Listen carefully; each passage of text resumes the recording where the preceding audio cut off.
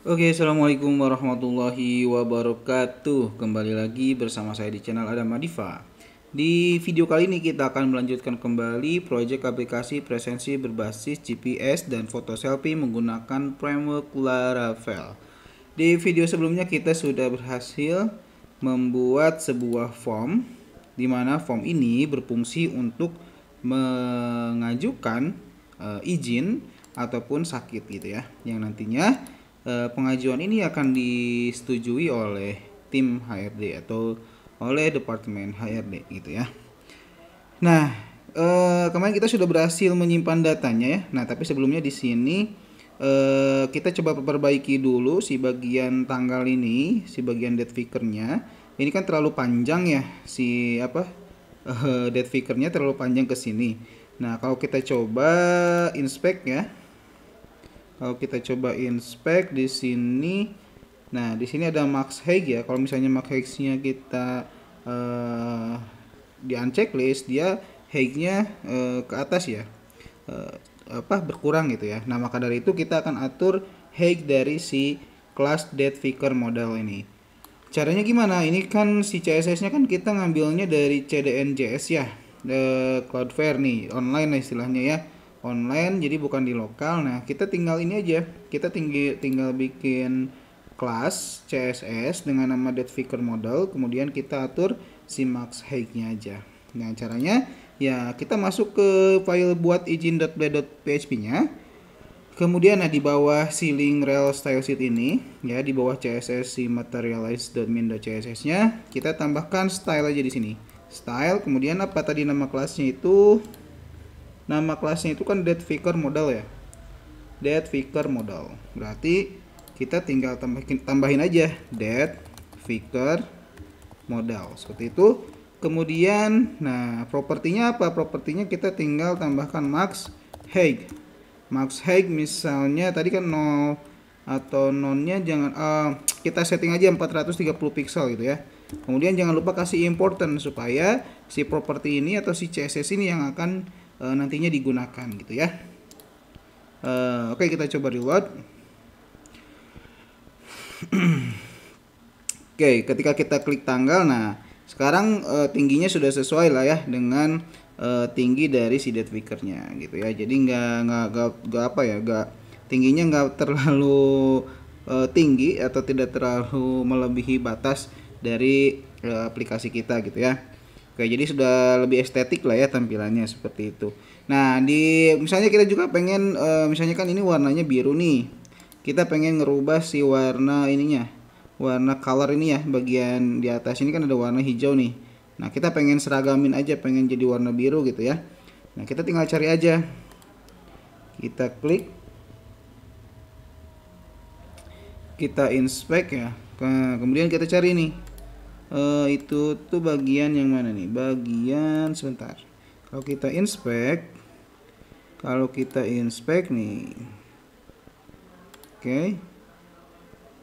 Nah, di bagian ini date figure date display ya. Date figure date display, kemudian background colornya kalau misalnya kita ubah ke warna biru tinggal pilih aja nih seperti ini ya color figure-nya. Oke, warna biru ya. Nah, cuman ini kalau di refresh dia bakal balik lagi ya. Ini cuma buat uji coba aja. Nah, supaya si warna birunya itu dia permanen di sini ya, maka dari itu kita harus bikin kelas juga sama kayak yang tadi ya. Nah, di bagian kelas date figure date display-nya. Jadi kita bikin kelas lagi di style yang di halaman tadi yang di sini dengan nama yang sama. Nah, dengan nama yang sama yaitu date figure date display ya. Berarti di sini kita tinggal kasih date figure kemudian date display. Nah, ini dari mana? Dari CSS yang tadi ya, yang bawaan si materialize.min.css-nya. Di sana ada date figure date display yang dimana properti atau si kelas tersebut mengatur si color ini nih ya. Nah, tadi kan kita pengen jadi warna biru nih ya. Berarti kita tinggal pilih aja si warna birunya samain dengan si headernya. Nah, nanti kan muncul nih kode warnanya di sini ya. Nanti muncul kode warnanya, kita copy paste saja. Kita copy, nah kita masukin di sini background color ya. Kemudian copy paste saja. Nah, seperti itu. Dan jangan lupa di sini kasih important. important ini. Jadi ketika ada dua kelas dengan nama yang sama, nah maka ketika kita kasih important di bagian properti yang dikasih important ini, gitu ya, maka si properti inilah yang nantinya akan digunakan, gitu ya. Jadi yang ini nanti akan diabaikan, ya. Jadi si CSS yang di bawaan si materialize.min.css itu akan diabaikan, maka si CSS yang digunakan itu adalah yang ini, yang ada importantnya di sini, gitu ya. Kalau kita reload,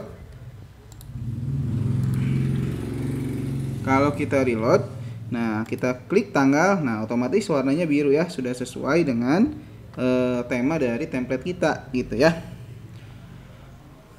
Oke, nah untuk yang tombol ini sama aja, kalian tinggal cari CSS-nya ya. Tinggal cari CSS-nya, kemudian kalian bikin style baru dengan nama yang sama ya, kemudian tinggal ganti propertinya ya. Oke. Kita coba simpan dulu, misalnya contoh, misalnya kita mau izin tanggal 18 hari ini, kemudian misalnya kita mau izin keterangannya misalnya mau ke rumah saudara misalnya ya. Contoh. Kemudian kita kirim. Nah, nanti ketika si data tersebut berhasil disimpan, maka akan ada notifikasi data berhasil disimpan seperti ini. Nah, di video kali ini kita akan mencoba menampilkan data tersebut di sini ya. Otomatis kan datanya harus muncul ya di sini ya. Oke, caranya ya berarti kita masuk ke presensi controller, ke yang ini nih, ke buat izin ya, ke metode buat izin. Nah, di sini kita buka dulu deh database-nya ya. Kita buka dulu tabelnya yang sebelumnya. Oke, di navigate. Oke, di localhost ya. Nama database-nya itu presensi GVS tabels. Nah, di sini nih ada pengajuan izin. Nah, kita akan menampilkan data ini di sini ya, di halaman buat izin ini nih ya. Caranya ya kita tinggal bikin query aja di dalam metode si buat izin ini. Ya, misalnya kita bikin sebuah variabel namanya data izin misalnya ya. Data izin ini berisi query untuk menampilkan data izin tersebut gitu ya. Maka dari sini kita bikin query-nya seperti ini, db tabel. Nah, tabelnya apa? Tabelnya itu apa tadi teh? Pengajuan izin. Pengajuan izin. Ya.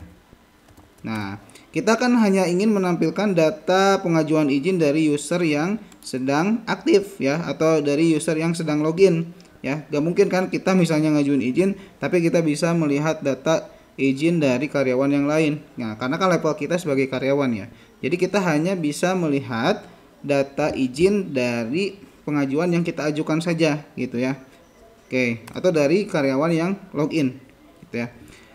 Oke. Nah, di sini kita otomatis kan kita ngambil datanya nanti berdasarkan nick ya. Dimana nick itu kita ambil dari mana? Dari data authentication-nya ya, data loginnya. Nah, cara ngambilnya kita tinggal gunakan out guard, kemudian karena kita mengambil dari tabel karyawan, berarti di sini kita menggunakan guard karyawan, user dan nick. Gitu. Nah, di sini kita tinggal where aja, where nick variable nick. Jadi kita akan menampilkan data pengajuan izin di mana nicknya itu adalah nick yang sedang login gitu, atau dari nick si karyawan atau nick dari nick kita gitu ya. Data izin dari si karyawan yang mengajukan izin tersebut lah, istilahnya seperti itu ya. Oke. Jadi kita nggak bisa ngelihat data orang lain ya, kita cuma bisa ngelihat data kita sendiri gitu, maksudnya seperti itu ya. Oke, nah kalau misalnya udah ya kita tinggal parsing aja data ini, query ini kita parsing kemana? Ke si view-nya ya, ke si view-nya dengan cara ya banyak ya caranya. Salah satunya kita bisa gunakan compact seperti ini, kemudian kita tulis saja nama variabelnya seperti ini ya. Nah, maka dari itu ketika kita data izin ini sudah bisa diakses di view-nya. Nah, jadi kita buka view buat izin.blade.php-nya, buka lagi. Coba kita close dulu ya semuanya ya. Oke, nah di sini kita bukan di sini ya, berarti bukan di metode buat izin, tapi di metode apa? Harusnya di metode ini izin ya. Kalau buat izin kan tadi si formnya ya. Buat izin itu tadi si formnya nih ya. Nah, Karena kita ingin menampilkannya di halaman izin di sini ya, di halaman izin ini, maka dari itu si query-nya disimpannya bukan dibuat izin tapi di sini. Nah, ya. Kemudian datanya pun diparsingnya di ke halaman izin.play.php di sini nih. Ya. Nah, kalau sudah, berarti kita tinggal buka halaman apa? Kita tinggal buka file izin.play.php. Nah, yang ini. Ya. Oke, nah di sini nih, kita akan bikin di sini, kita bikin lagi sebuah row ya, di plus row. Nah kemudian kita tinggal copy paste yang ada di history nih. Nah di history itu kan kita sudah pernah bikin looping data ya, atau menampilkan data presensi nih, misalnya Februari. Nah kita akan gunakan si elemen ini ya, elemen yang ini kita akan gunakan di halaman izin ini. Oke. Kalau sudah kita tinggal buka ya, buka halaman history.play.php-nya. Kita tinggal copy paste yang bagian show history nih. Show history ini berarti kita tinggal karena ini datanya Ajax ya, berarti kita buka yang show history nih. Show history itu di mana ya? Kemana? Nah, yang gethistory.play.php ya. Kita buka file gethistory.play.php. Nah, di sini kan dia ngelooping data, dimana di loopingnya itu dia menggunakan elemen yang ini nih. Jadi nanti tampilannya itu bentuknya seperti yang ada di history ya. Nah, seperti ini. Berarti kita tinggal copy paste saja lah. Ya, kita tinggal copy paste saja yang si history ini sampai ke end for each-nya. Kita copy paste, kita masukkan di sini. Kita masukkan di izin.play.php yang ini ya. Kita copy paste di sini. Kemudian nah ini untuk bagian fotonya karena kita nggak pakai foto ya. Jadi kita hapus aja. Kita hapus aja bagian fotonya dan ubah juga yang variable history ini karena tadi kita nge-parsing datanya itu kan data izin ya.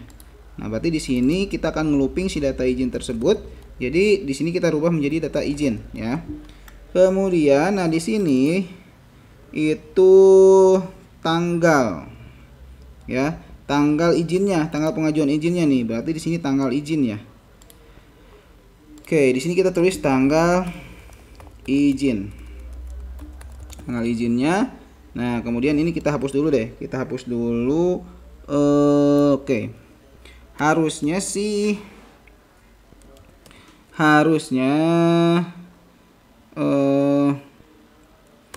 muncul ya si tanggal izinnya ini, harusnya udah muncul nih, harusnya. Oke, kita coba reload dulu deh. Kita coba reload. Kita masuk ke halaman izin ya. Oke, nah di sini udah muncul ya. Udah muncul si izinnya, udah muncul. Cuman dia ke pinggir ya, harusnya dia ke bawah. Harusnya dia ke bawah, berarti apa? Berarti ada yang salah di sini. Oke, ini kita bikin call dulu di sini, div call. Oke. Nah, kalau sudah kita coba copy paste lagi di dalam elemen div yang memiliki class call-nya. Kita coba reload ke izin ya, menu izin. Nah, oke udah ya. Nah, sekarang dia udah ke bawah ya, dia nyusunnya udah ke bawah nih. Nah, setelah itu kita pengen nampilin apa lagi nih? Di sini kan berarti kita pengen nampilin statusnya nih, dia izin atau sakit ya. Dia mengajukan izin atau sakit, berarti nah di bawah aja ya. Di bawah ini nih kita aktifin lagi yang ininya. Kemudian apa di sini itu fieldnya apa? Ke status ya. Kita tampilin statusnya di sini. Kalau statusnya, nah kita nggak mau statusnya itu, kita nggak mau nampilin S atau I, tapi kita pengen nampilinnya sakit atau izin gitu ya. Nah, jadi di sini kita bikin sebuah kondisi. Kalau misalnya statusnya itu S, maka tampilkan sakit gitu ya. Yang muncul itu atau yang tampil itu adalah sakit. Tapi kalau misalnya izin, nah selain S berarti kan I, maka harusnya izin gitu ya di sini. Oke. Nah, jadi ini artinya itu kalau kodenya seperti ini, kalau si status itu sama dengan S, maka yang tampil adalah izin. Tapi kalau bukan, kalau statusnya S, maka yang tampil itu adalah sakit gitu ya. Tapi kalau misalnya bukan S, maka yang tampil itu adalah izin gitu ya. Oke, di sini kalau kita reload, izin ya. Oke, nah di sini ada ya izin seperti itu, izin di sini sakit gitu ya. Oke, nah keterangannya ya, keterangannya atau misalnya di sini itu isi dengan keterangan aja deh. Yang ini yang yang statusnya itu kita simpan di setelah tanggal ya, setelah tanggal aja di sini berarti ya. Supaya lebih estetik aja tampilannya kita kasih dalam kurung seperti ini. Oke. Oke, kita coba reload dulu deh. Kita coba reload. Izin ya. Oke, nah tampilannya akan seperti ini. Kemudian nah di yang bagian paling bawahnya yang di elemen small ini kita akan menampilkan data keterangannya ya. Jadi misalnya izinnya karena apa, sakitnya kenapa gitu ya. Nanti akan muncul di sini keterangannya ya. Izin. Nah, di sini muncul kan jenguk saudara yang sakit. Misalnya ini izin dia sakit, ininya Ma. Kemudian yang terakhir nih tanggal 18 Februari ya. Kita yang tadi yang baru diinput, ini izin dia mau ke rumah saudara gitu. Kemudian nah, kita harus tampilin juga nih statusnya. Kalau misalnya statusnya 0 itu artinya dia belum di ACC oleh HRD ya. Tapi kalau statusnya 1 itu udah di ACC oleh HRD. Kalau statusnya 2 berarti ditolak gitu ya. Oke, berarti di sini kita bikin span ya. Span class badge. Nah, misalnya di sini berarti kita bikin jika variabel D status approved-nya, jika si status approved-nya itu kita bikin if aja deh, kita bikin if ya. Kita bikin if deh di sini, bikin sebuah kondisi if ya biar gampang ya. If status approved ya. Status approved-nya itu sama dengan 0. Maka di sini kita kasih span, kita kasih kelas, kelasnya itu badge, backgroundnya warning. Kemudian di sini statusnya itu berarti waiting atau pending. Nah, atau misalnya waiting aja ya. Jadi menunggu persetujuan gitu ya. Kalau statusnya 0 dia statusnya waiting, menunggu persetujuan. Kita coba cek dulu, harusnya di sini muncul ya. Izin. Oke, nah di sini muncul ya waiting. Kenapa waiting semuanya? Karena di sini statusnya masih 0 semuanya ya. Nah, kita coba kasih else if kalau misalnya status approved-nya sama dengan 1, maka di sini kita kasih span lagi, tapi di sini kita kasih kasih warnanya itu warna hijau. Jadi kita kasih background sukses dan statusnya itu kita kasih disetujui aja, approved gitu ya. Oke, di sini pasti masih waiting ya. Tapi kalau misalnya kita langsung ubah misalnya di database ya. Nanti proses approved-nya itu di halaman administratornya, di halaman HRD-nya ya. Nanti belum kita buatkan. Nanti akan kita buatkan ketika sudah masuk ke halaman sesi membuat halaman administrator. Oke, misalnya kalau kita rubah langsung aja di database, misalnya kita rubah nih yang data pertama, kita rubah status approved-nya menjadi 1, harusnya dia statusnya berubah menjadi approved gitu ya. Atau disetujui. Oke, nah di sini udah berubah nih, approve. Artinya status izinnya itu sudah disetujui oleh HRD gitu.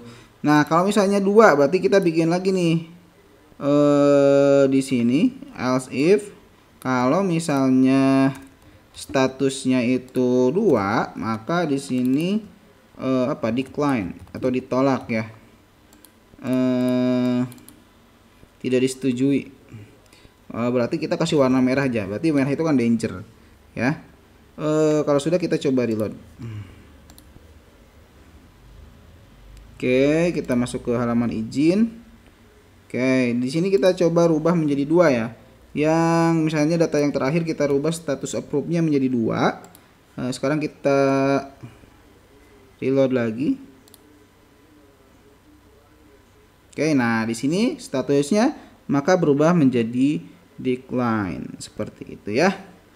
Oke, itu saja mungkin ya di video kali ini bagaimana cara menampilkan data izin yang dari form pengajuan izin yang sudah kita buat di video sebelumnya.